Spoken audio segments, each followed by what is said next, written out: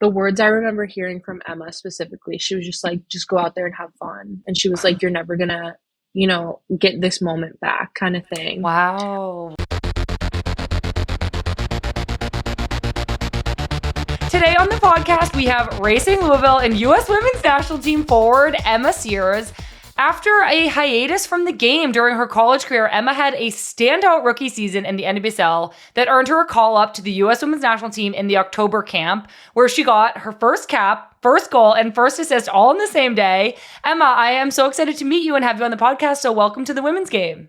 Thank you so much. Thank you for having me. Oh my gosh, I'm so excited that you're here. I know you had such a crazy year, so we're going to try to dive into everything. But first, just to get to know you a little bit, I read that you're a twin. So I was wondering if you could tell us about your sister. I am a twin. It's just her and I.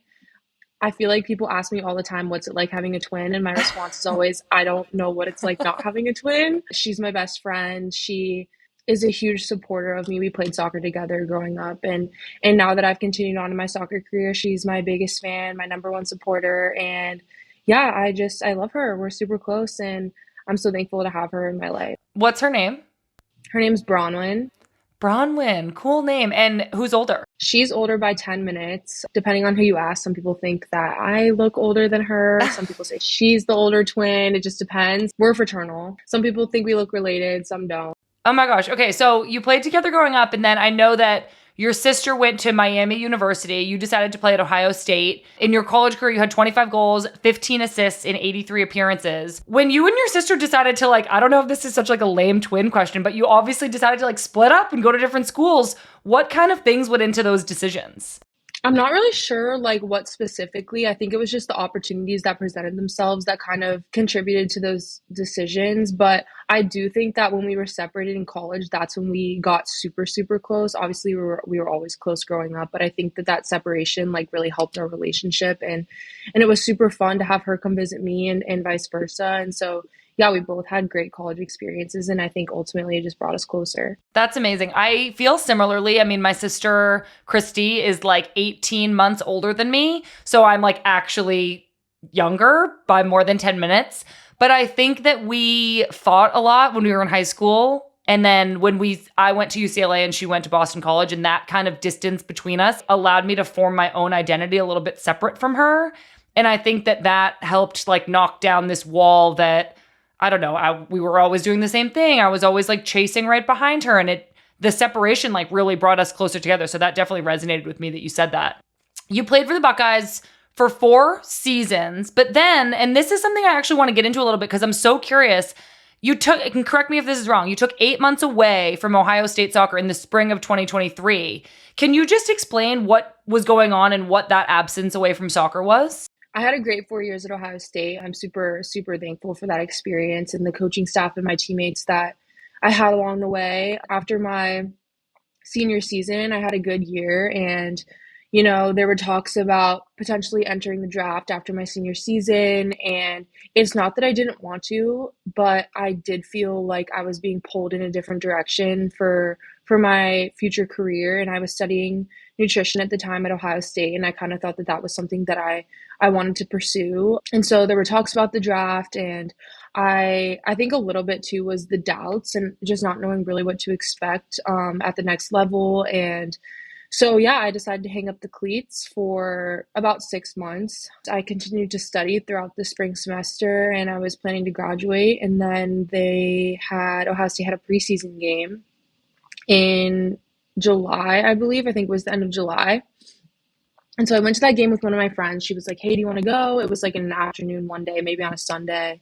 And I was like, sure. And so we went, and I hadn't been to an Ohio State game since having finished my senior season.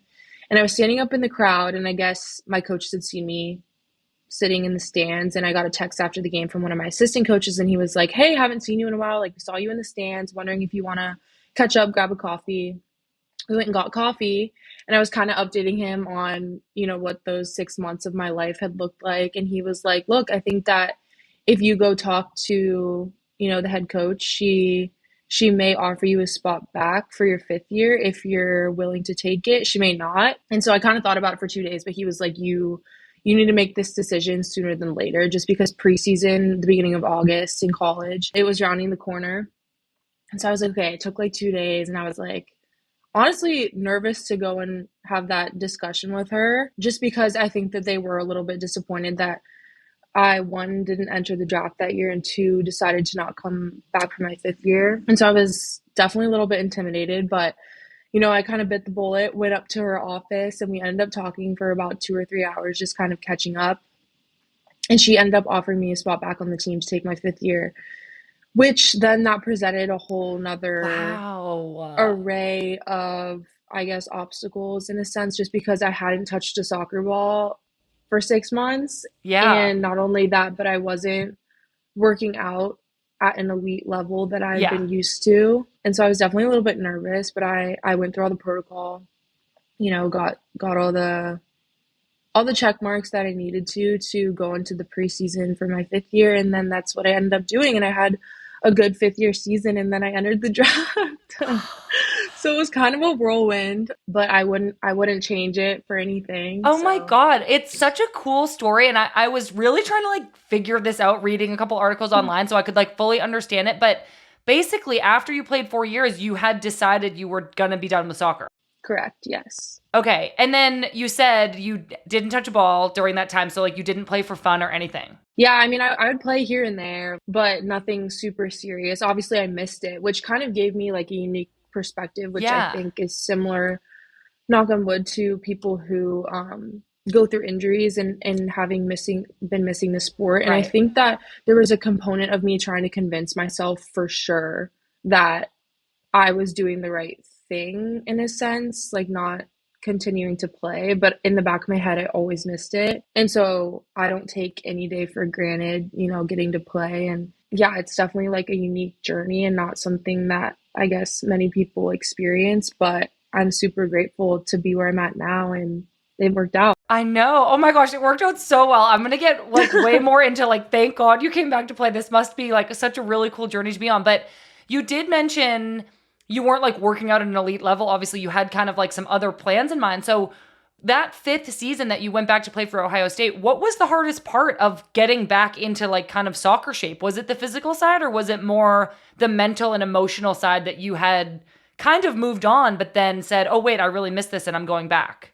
I would say the physical part was probably the most difficult. And like soccer shape is so different than like running and doing regular fitness. And so like adjusting back to that, and it came over time. I think it's kind of like riding a bike a little bit. I mean, I wasn't not playing for a super extended amount of time, but I was just like giddy to be back on the field. I missed my teammates. I loved the camaraderie that came, and I loved playing at Ohio State. And so to have the opportunity to go back for one more season, and then for that to have gotten me to where I am now, I'm just super grateful for that. Yeah, it's so incredible. I think another aspect of this that I'm really interested in is that this potential career in nutrition.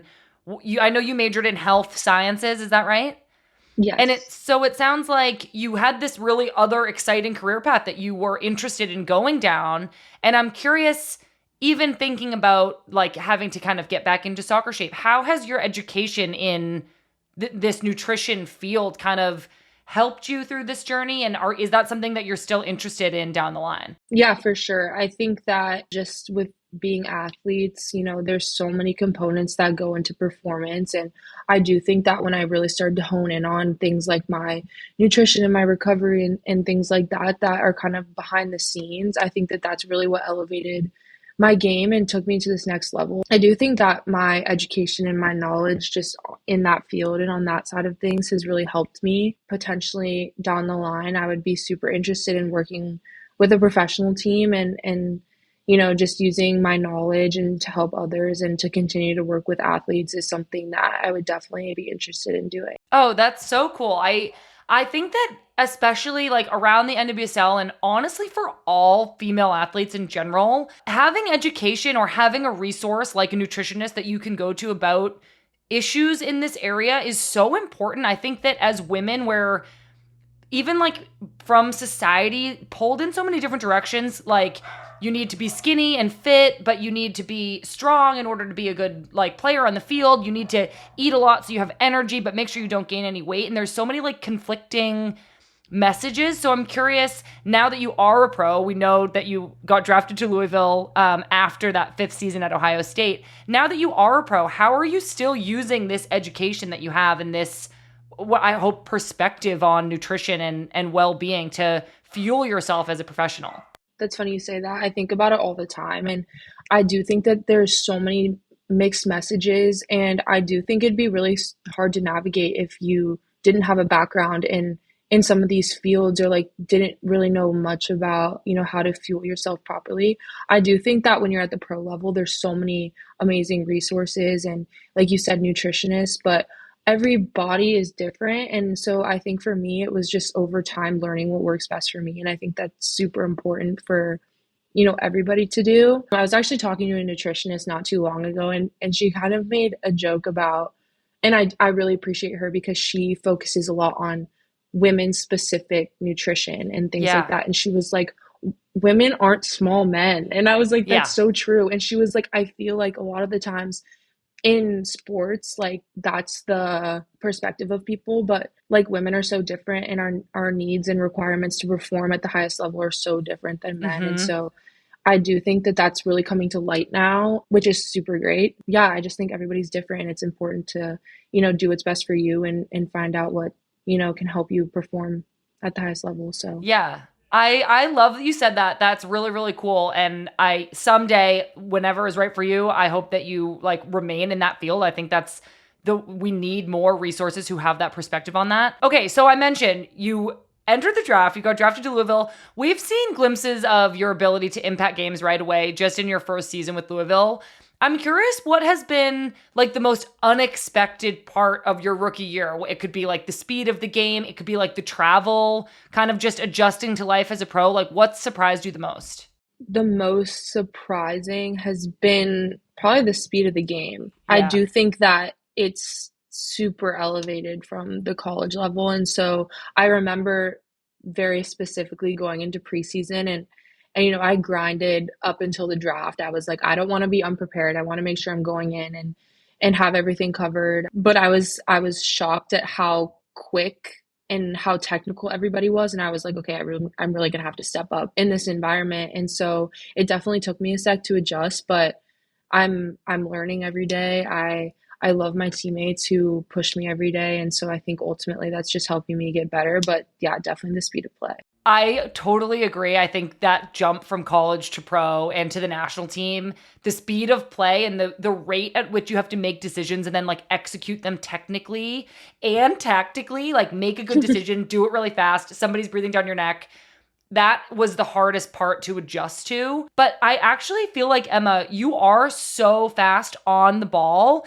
And we read that you broke Racing Louisville's speed record on the first day of preseason. Is that true?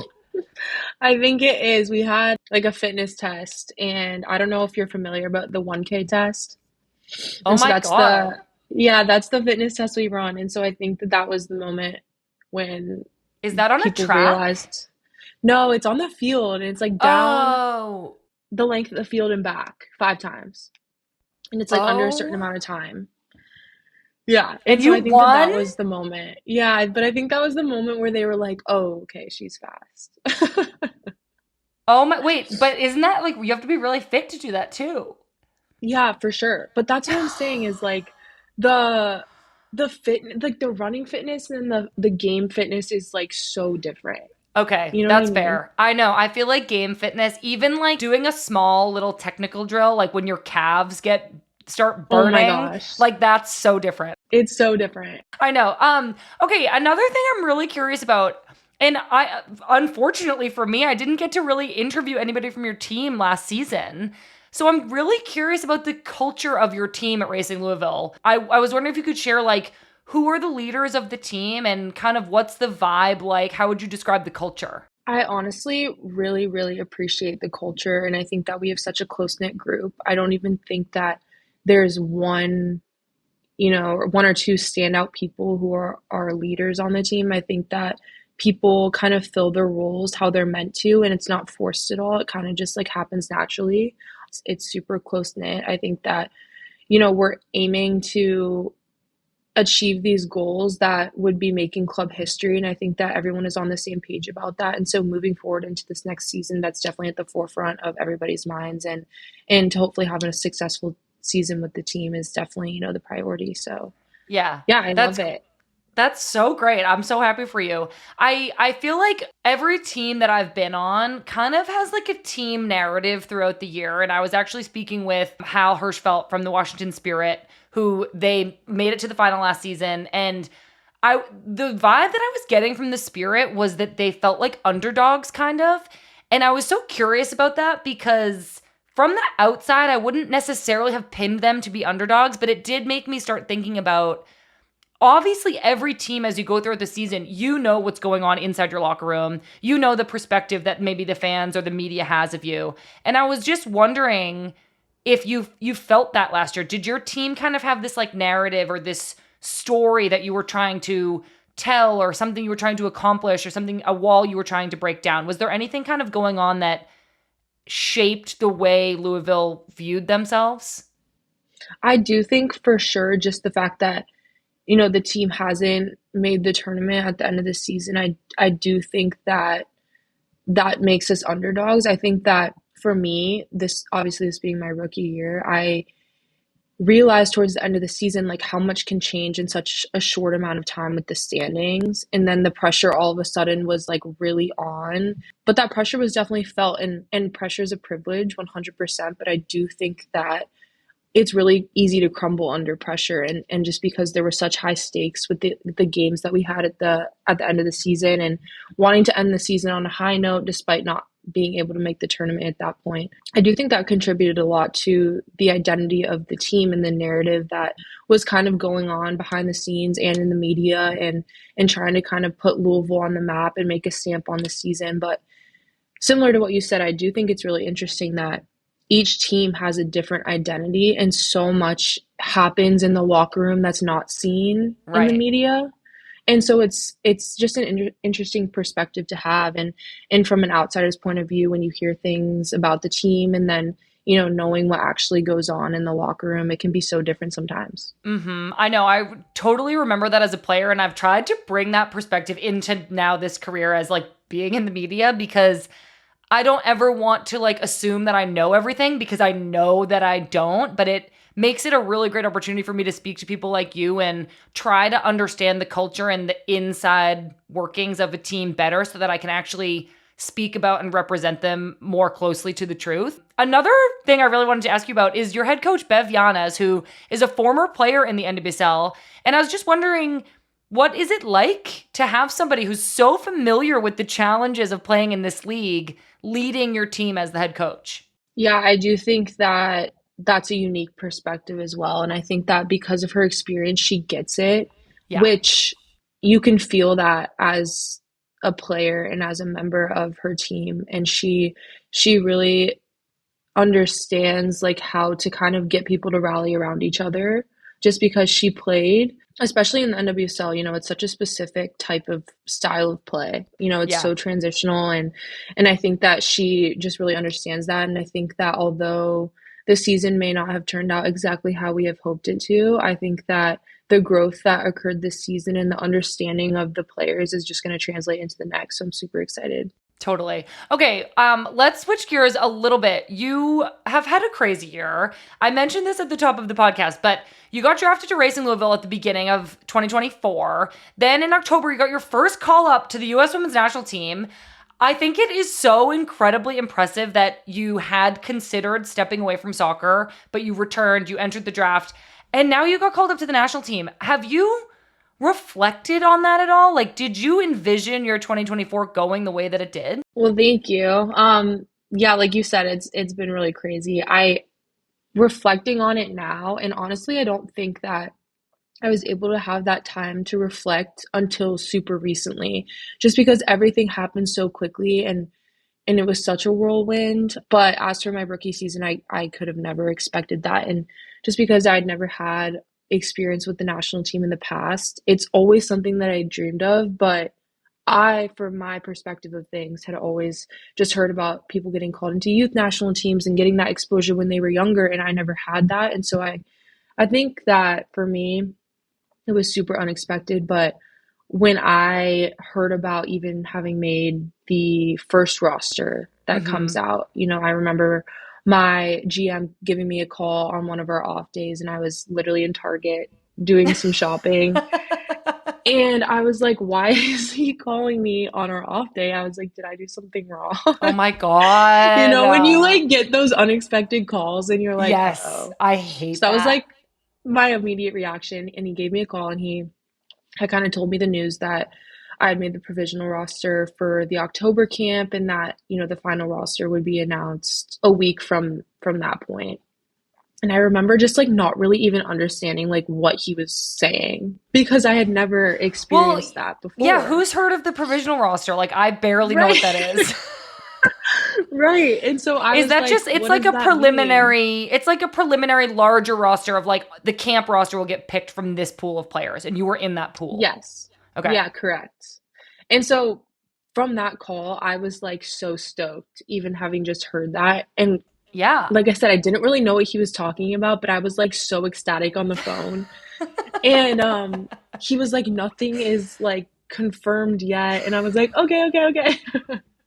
And I remember hanging up the phone, calling my dad right away. And I was like, Dad, guess what? And we like freaked out on the phone together because it's something that like we had just always talked about. Like as soccer players, we grew up watching the national team. And I Mm-hmm. remember like crying. We were crying on the phone together after I had gotten that call. Oh my And then gosh. yeah, no, it was very special, and something that I'll never forget, just that having been my first camp. And then yeah, a week later the final roster had gotten announced, and I got a call from my agent and my GM again, and then my coaches had texted me congrats and everything. And so yeah, I just will never forget that. And then leading up into camp, I obviously didn't really know what to expect. I remember asking some of my teammates who have been to camps in the past, just kind of what I should be prepared for. And it's just nothing that you can really prepare for, and it's something that I feel like you can't really explain until you experience it yourself, as you know. Yeah, it was incredible, and yeah, I was just on top of the world. That's such a great story. I'm so glad that you have such a vivid memory of it because it is really, really special. Were you going into camp? Were you stressed? Did you feel nervous meeting people, meeting coaching staff? Like, what was kind of the scariest part? I think that the whole environment is a little intimidating and a little bit nerve-wracking. I remember feeling nervous in the aspect that I just didn't know. None of my other teammates were going, and I know that some of the other girls that get called into camp have their club teammates there in camp as well. And I do think that that is super helpful. I wasn't nervous about building relationships with girls, but everyone was super welcoming, which was like so relieving. And the environment is just so fun, and I genuinely was just so happy to be there. Yeah. I felt like just giddy, and yeah, everyone was super welcoming and just genuinely so nice. And so I couldn't have asked for a better first camp. Yeah, there were a bunch of other like young and newer players with you in that first camp. I'm curious, who did you find yours and you didn't have any of your Racing Louisville teammates. So who did you find yourself gravitating towards? And how do you think the group of you, of that group of like newer players, approached the opportunity to like really get minutes for the national team in your first camp? It was definitely helpful. Like you said, there were a few of us that were new in camp, and just with everyone being so willing to help us learn as quickly as possible. Like there are so many like technical and tactical things that you have to be aware of in camp, especially going into the games that are like so specific to the opponent. Mm-hmm. But I think that the iPads that they offer us, and girls just being so helpful at training to kind of get certain things down, and like understanding as a group was super helpful leading into the games during camp. Obviously, it was such a quick turnaround, 3 games in maybe like 10 days in that October camp. I think that we kind of just banded together, and we just kind of rallied around the fact that we were new and like didn't really know what exactly was going on at first. But by the end of camp, I think that we were all feeling way more comfortable. And like I said, everyone was super helpful. So Yeah, I know. The iPads that you mentioned, just for the listeners who might not know, those will have all the set pieces on them and maybe some like tactical setups for you to just run through and kind of learn.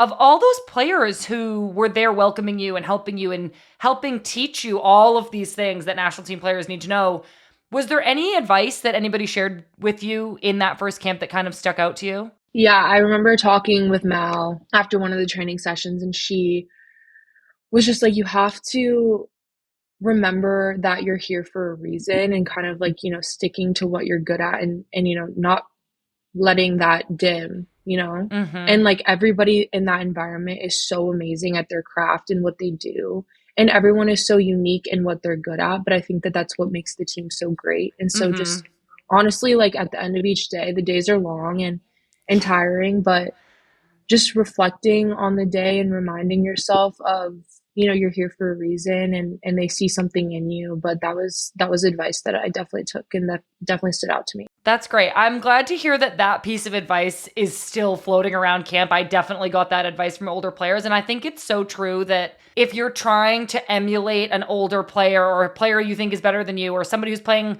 maybe on the other side of the field, like, you're not bringing the best version of yourself, which is what got you there. And there's so much room to learn as a young player on the national team, but to never really let go of the thing that makes you and has gotten you into this position. I want to just quickly ask, October 27th, what a big day for Emma Sears. You subbed into the US versus Iceland game in the 55th minute of your first cap. Then you assisted Lynn Williams' goal, and then you scored a goal yourself.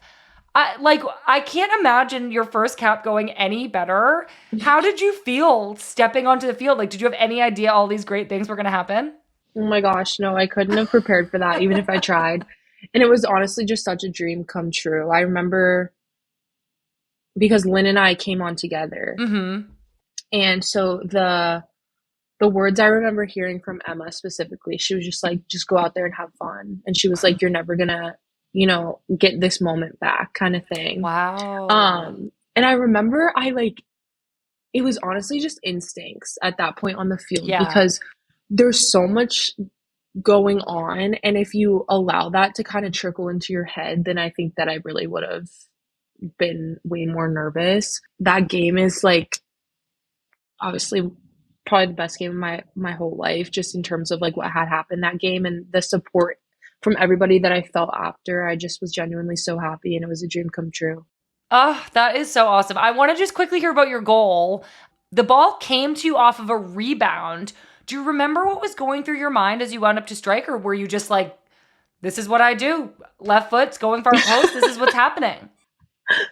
Well, honestly, that is a shot specifically that I have spent so many hours working on, because as a right winger, if you're in positions where you can kind of cut in onto your left foot and bend the ball into the back post. So I remember with my trainer, we would spend so many hours just specifically working on that shot. And he texted me after the game something along the lines of like, all the hours that we had put in had paid off. For me, in that moment, when the ball was rolling towards me, I was kind of like, no way. No way. I practice this all the time. That's like so incredible and kind of like fate. Yeah, well, I don't know if you can kind of relate to this, but I feel like for me, when like you have certain teammates and like the ball just like falls to their feet in like the best sort of positions. Like, I don't feel like I'm that teammate. And so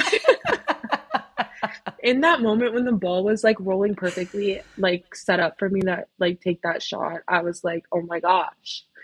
Yeah, I just will never forget. And it's actually really funny because somebody asked me after the game what I remember, like what I first saw after scoring. And Alyssa Thompson and I joke about it now, but I remember seeing her, and there's a picture of us and we laugh about it, but I'm like, you can see that I'm kind of like jumping off the ground a little bit to like jump on her after scoring. But we joke about it now that like, thank God I did not jump on her. That is so funny. You guys will remember that for so long. There's this picture of, I had just scored a goal and I like picked Rose up And it's like this really, really cute picture of me and Rose joking about it because it's like, obviously she's not going to pick me up. I weigh so much more than her. I'm so happy for you. Alyssa. That is so cute. I really, really love that. I do just want to mention, I was at the next game in Louisville. That was Oh, Rose's really? 100th cap, and I was there. And Oh my I just wanted gosh. to tell you, like, the crowd wanted you to score so bad. And I was wondering if you felt that. Could you feel the energy from your home club stadium and all those fans willing you to score and just cheering you on? Oh, for sure. I think that that energy during that game was like so unmatched. But when you just like want to score so I know. badly that I like know. you, Yes, I've you know been what I there. mean? So like I feel like that's kind of what it was. But I'll never forget that moment. And just with the immense amount of support that I felt after the game and from everybody and from people who know me from playing for Racing Louisville, I just felt the love. And yeah, I'll never forget that. Oh my gosh. Well, what an incredible 2024 for you. My very last question, and this is actually going to be our Olipop gut check of the week. I know that you're from Ohio, so I have to ask, Skyline Chili, yes or no? Oh God, I have to say yes. Oh my God, amazing. Okay, tell us what you like Yeah. about it. Well, okay, I have to say yes because I You'll get can't in say trouble if you no. don't. Okay, great. But do I frequently go there? No. And just remind, is it literally spaghetti with chili on top? Wait, have you never had it? I don't think I've ever had it. I think that it's like a one time, like you have to try it once. The Okay. thing, it is spaghetti with chili on top and cheese, Okay. There are definitely worse things. right? And some people love it, you know? So I'm sure I'd love it. Like, I'm sure I'd be like, yeah, I can do pasta and chili. Like, what's wrong with that? I hope that you get the opportunity to try it. And if you do, you have to let me know what Okay, you think. I definitely will. Do you think I need to try it in Cincinnati? I know you're from Columbus, but is Cincinnati the place to have it? I think so, for sure. Okay. I mean, All have right. you talked to Rose about it? What does Yeah, Rose I think feel? Rose loves it, but Rose like doesn't really like a lot of food, so I'm not sure if it's the same vibe of like she just has to like it. But I actually think she does really like it. I think like her parents pick her up from the airport and they go to Skyline Chili. Oh my God. One I thing might I do love, one thing I do love about her is that she loves Ohio and she loves Cincinnati. And I can totally relate to that. Oh So, my God. She loves Cincinnati. She loves Ohio. And she actually told me this that you went up to her. I think it must have been at her 100 cap and that you were like, I love Ohio too. And that made her like love you. wait, no, we like have a bond over Ohio and I I love know. it. I So, bet you do. Okay, I've taken up so much of your time. I'm so grateful that you could join us here today. And I'm so happy that we got to know each other. So I will be cheering for you so much in 2025. oh my gosh, thank you so much for having me. This like made my year and I'm just really thankful to be on and chatting with you. So, Oh thank my you. God. Thank you. It was really, really fun. And like you have a new fan. Oh, thank you.